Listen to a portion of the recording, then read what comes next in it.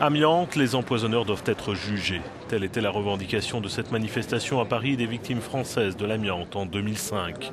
En France, les premières plaintes de travailleurs exposées datent de 1996, mais il n'y a eu aucun grand procès pénal.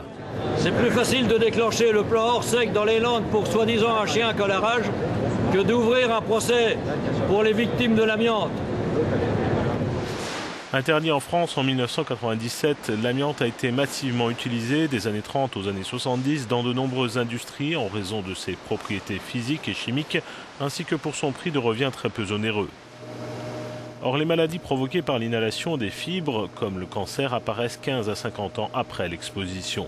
Une épidémie silencieuse qui pourrait faire 100 000 décès d'ici 2025.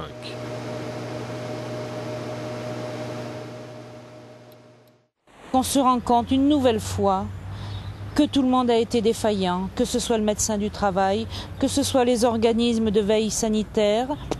Personne n'a rien vu. Tant que les ouvriers n'ont pas eu hurlé, personne n'a rien vu.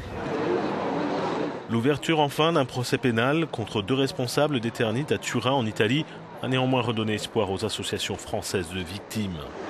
Aujourd'hui, les condamnations des 2 accusés a toutefois mis en évidence la paralysie de la justice ailleurs en Europe.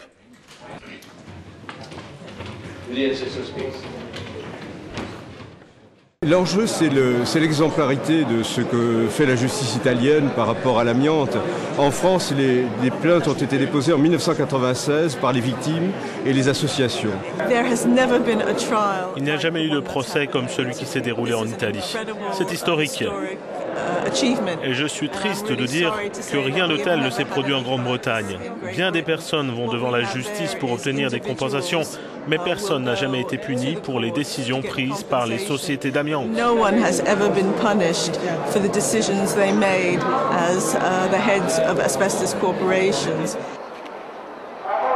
Selon le procureur italien, le procès d'Eternit, qui réunissait plus de 6000 parties civiles, ne peut que marquer un précédent pour l'Europe et le reste du monde.